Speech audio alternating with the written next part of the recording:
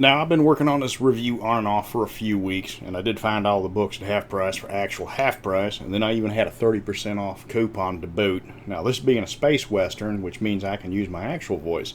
Of course, I'm talking about Margaret Weis's Serenity RPG, based off the movie that was a continuation of Firefly. But enough chitter-chatter, brown shirts. I'm here to talk about what happens in the black, and there ain't no power in the verse that can stop me. I'm Mr. Welch, and our focus today is on Serenity. Serenity came out in 2005 and was a tie-in to the movie rather than the TV show. Turns out if a game is named Firefly, it's the TV show, and if the game's named Serenity, it's just the movie. So if you buy the Serenity RPG, you're going to get the Operative, Auntie Mingo, and Mr. Universe. You aren't getting Badger, you ain't getting Jubal, Harrow, or Saffron. Don't worry, because the company got to license a few books later for the TV show, so all your favorite characters got their own book a little bit later. Despite the books being a few in number, they are pretty exhaustive in what they do give you.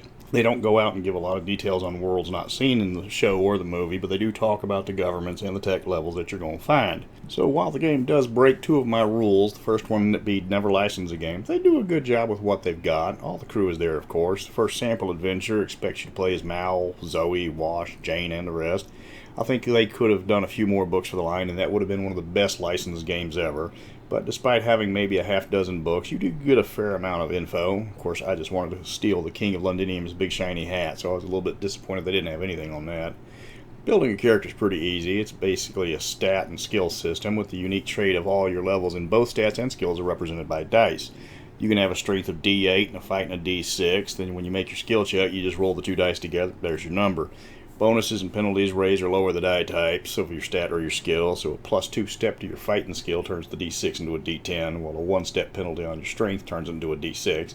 That's pretty simple, but it does cause some serious skew in trying to figure out the odds of success. In addition to stats and skills, you also got assets and flaws, which unlike similar games, they're mandatory. You got to take at least 2 of each. Instead of giving a varying point value, you just got major and minor of each. Minor one costs will give you 2 points at creation, and the cost of a major one's 4 points.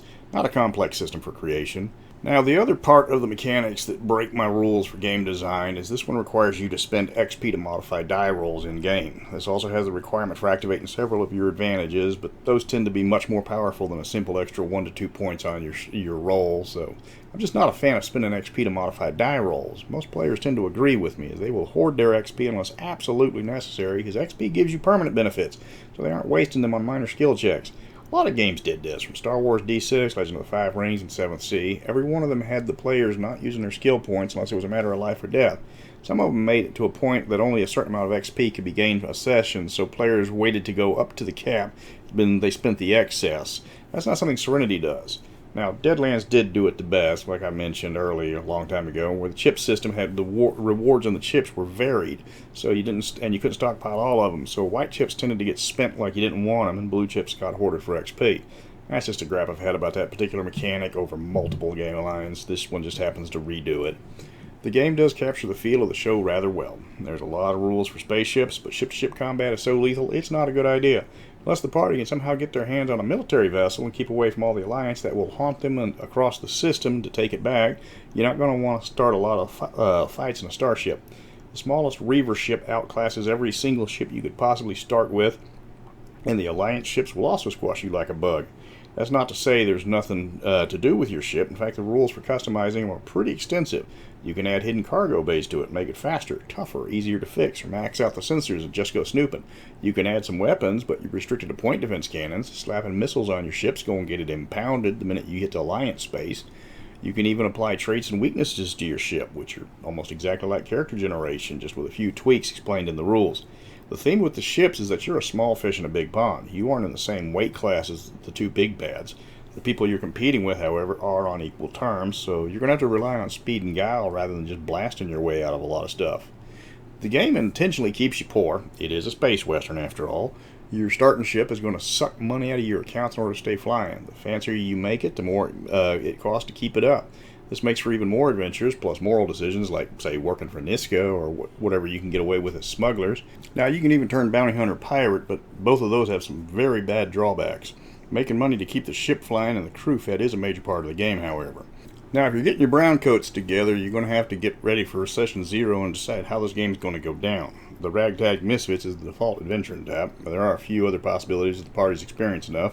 Loading up an Alliance cruiser and going Reaver Hunting is a fun possibility, though you're going to be rolling up new characters pretty often. And adventure in the core worlds is also possible, but remember the core worlds are a borderline police state. There's not a lot of room for errors. Now, there's a lot of gear in this game. That's one of the best ways to get better characters, is to just upgrade your gear. Now, finding the best stuff is tricky, and some of it you're going to have to risk going into the core worlds to buy it. You're not going to find laser pistols that work in the outer worlds, no matter how well you roll. Of course, taking things off of corpses is a great way to get new gear. It's also a great way to get a warrant or just get shot. There's crime bosses that deal in high-tech illegal gear, but the price tends to be quite high, and if you've got moral type characters, that's usually a bit too much. To the credit of the game, the options for both characters and ships are staggering. There's a lot of assets and flaws that will let you just build about anything you can imagine. They've strip mined both the TV show and the movie for ideas. I can't really think of anything they could add that they didn't have to just make up. Do wish they would have made more stuff up. I didn't catch Firefly until it was off the air. Didn't help every time I sat down to watch an episode, it was moved to a different night. The universe Whedon setup was huge, and the RPG had an opportunity to fill in a lot of details. Of course, this is a licensed product, so that's a legal issue right there. That's just not going to happen. Still, it would have been nice. Finding the books ain't hard. You can still find them for list price or less. If you're lucky, the larger game stores will still have a copy floating around. There's just a handful, including the main book, player's book, source book, tech guide, and an adventure. The book's got a lot of fluff, including some gratuitous Chinese in the back if you want to stay true to the lingo of that show. The game's mechanics ain't anything special. Weiss ditched them for the Cortex Plus rules for the Firefly RPG that replaced this one. The rules also got used for the Battlestar Galactica RPG and a few others, but for the die-hard Firefly fans, Serenity is chock full of background, the price is right, and the game can be pretty fun. If you can get it at a decent price, go for it. Next time I'm going to go for something a little bit light and fluffy, so I'll be doing R. Talsorian's Teenagers from Outer Space, one of my favorite comedy games. And I'm not a fan of anime, but I am a fan of comedy, and this game merges the best parts of John Hughes and the Three Stooges seamlessly. So, until next time, stay shiny.